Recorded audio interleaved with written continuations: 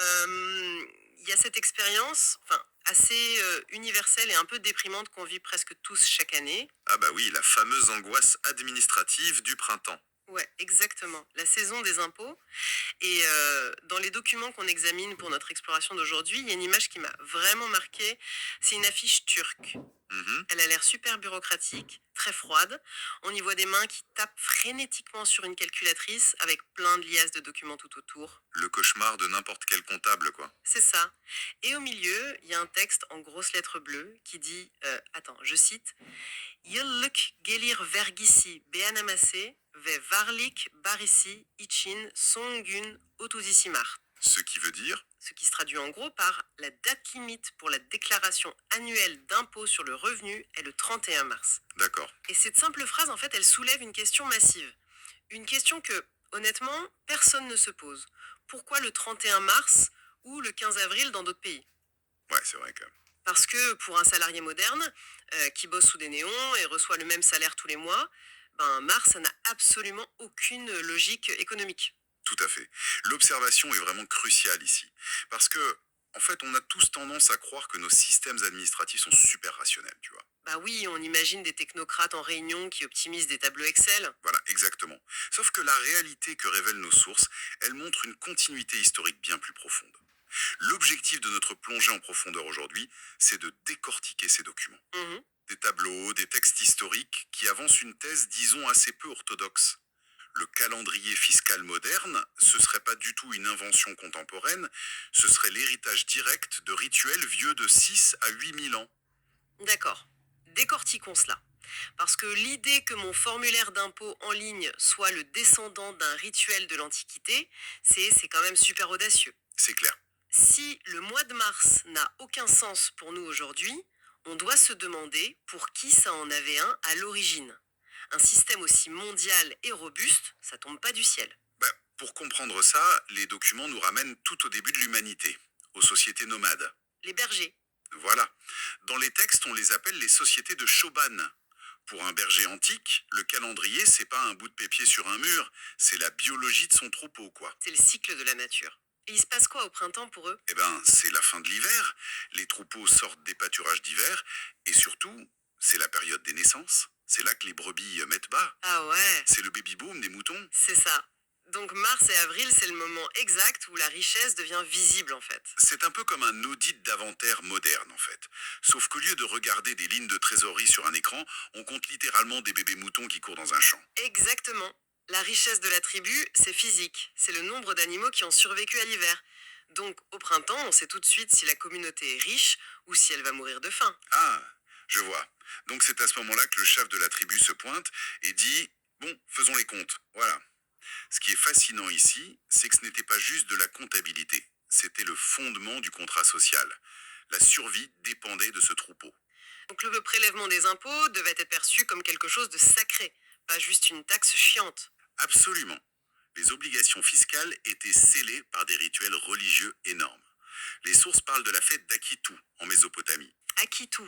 Ouais, ça commençait en mars, et c'est aussi là qu'on récitait le grand poème de l'Enuma Elish, entre mars et avril. Attends, c'est fou ça.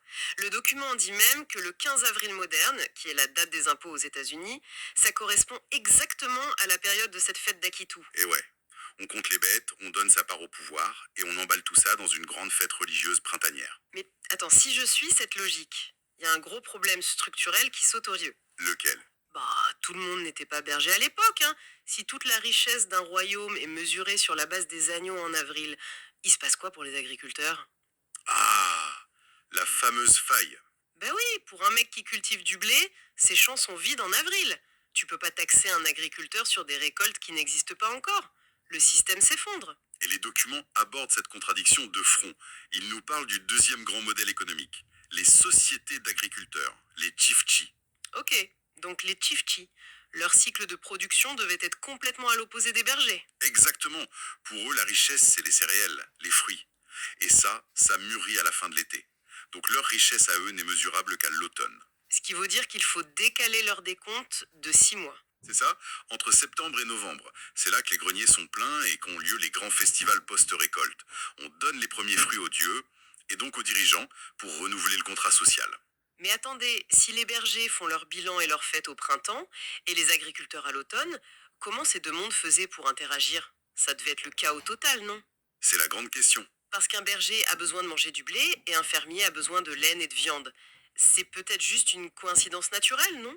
Les humains font la fête quand il y a à manger. Les sources rejettent l'idée de la simple coïncidence. Elles expliquent qu'il y a 6000 à 8000 ans, un immense pacte a dû être créé pour régler cette asynchronie. Un grand rituel d'alliance. Une sorte de zone de libre-échange avant l'heure? En gros, oui. Il fallait un terrain d'entente temporel pour échanger la viande contre les céréales sans léser personne. Et c'est là qu'intervient la période de Dumuzi. Du mousi, hein? Ça sonne comme une divinité. C'est ça. C'est une synthèse, un calendrier pivot de 6 mois, conçu pour faire le pont. Les textes montrent que la création du nouvel an en janvier ou février, qu'on fête encore, c'était ce compromis neutre. Ah ouais, hein. Un espace au milieu pour ajuster les dettes et synchroniser les deux économies? C'est brillant.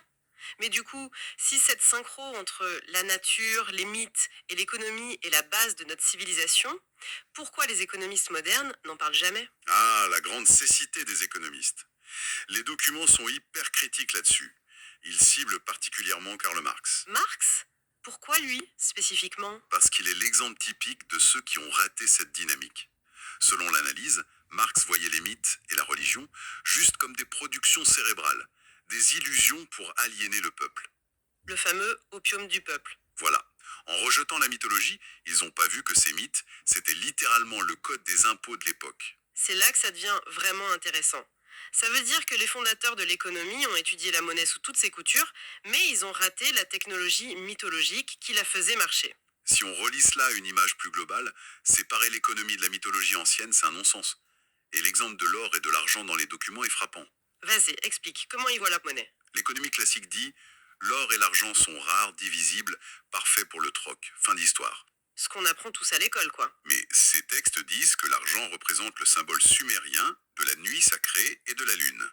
Et l'or, c'est le symbole akkadien du jour sacré et du soleil. Ok, mais associer un métal à un astre, en quoi ça résout le problème du commerce courant? Parce que ça donne à ces métaux l'autorité divine de réguler le temps. En liant l'argent à la lune et l'or au soleil, le calendrier agricole et pastoral était intégré dans la monnaie elle-même. Waouh, La monnaie contenait le rythme des saisons. Exiger un paiement ne venait pas d'un tyran, mais de l'ordre de l'univers. c'est vertigineux. Et c'est là qu'intervient ce terme qu'on voit dans les sources, la sociogonie. La sociogonie, ouais. C'est le fruit d'un demi-siècle de recherche par Sava Kachmas. Ça explique cette mécanique originelle, là où l'économie classique est restée aveugle. D'accord. Mais on pourrait se dire que tout ça, c'est de l'histoire ancienne. C'est la Mésopotamie. Sauf que les sources vont plus loin. Elles disent que ces cycles survivent encore aujourd'hui, non? De manière chirurgicale, oui. Les documents font un comparatif bluffant avec les rituels religieux modernes, notamment le calendrier juif. Ah oui, j'ai vu ce tableau. Il y a Rosh Hashanah, par exemple. Exactement. Rosh Hashanah, fin septembre ou début octobre. Théologiquement, ça célèbre la création du monde et de l'homme. Mais économiquement? Économiquement, avec la grille de la sociogonie, c'est l'alignement parfait avec le cycle des fermiers. C'est le grand festival d'automne, la clôture de l'exercice fiscal après la récolte. Bien sûr. Quiconque s'intéresse un peu à l'histoire sait que les fêtes anciennes suivaient les saisons. Mais là, la théorie dit que le récit de la création a été placé à cette date exprès pour sanctuariser la collecte des impôts agricoles. Voilà, le mythe protège la taxe. Et c'est pareil au printemps avec Pessah, la Pâque juive. Fin mars, début avril, période de déclaration d'impôts donc. En plein dedans. Le récit religieux, c'est l'exode hors d'Égypte, mais historiquement, c'est le moment exact de la présentation des premiers produits de l'année et des nouveau-nés des troupeaux. Donc on revient au berger. La boucle est bouclée. Le récit de l'exode serait l'enveloppe mythologique pour valider l'ancien audit des moutons. Et il y a ce truc hallucinant dans le tableau, le conte du Homère, un compte à rebours rituel de 49 jours juste après. Oui, et 49 jours, c'est pas un chiffre magique au hasard. C'est la fenêtre de vulnérabilité maximale avant la grande moisson. Il faut rationner la nourriture de l'hiver, garder le groupe soudé. Jusqu'à Shavuot, la fête des premiers fruits en mai-juin, la première grosse rentrée fiscale de la Terre. C'est une discipline collective implacable, habillée en spiritualité. Il faut qu'on parle d'un dernier détail des sources. Ça a l'air anecdotique, mais ça m'a fait exploser le cerveau. Le document parle des symboles autour d'Adam et Ève. Ah, la botanique sacrée. Ouais. Il y a la pomme, bien sûr, mais le texte parle aussi du coin et du poireau. Le poireau, oui. Sérieusement, un poireau dans le récit des origines, pourquoi? Ben, selon l'analyse sociologonique, ces textes sont des archives. Le coin ou le poireau, ce sont des marqueurs saisonniers très précis. Des dates de récolte cachées. Exactement. Savoir quand pousse le poireau, c'était pas pour faire de la soupe. C'était pour savoir à quel moment le contrat social devait être honoré. C'était une question de survie et de conformité fiscale.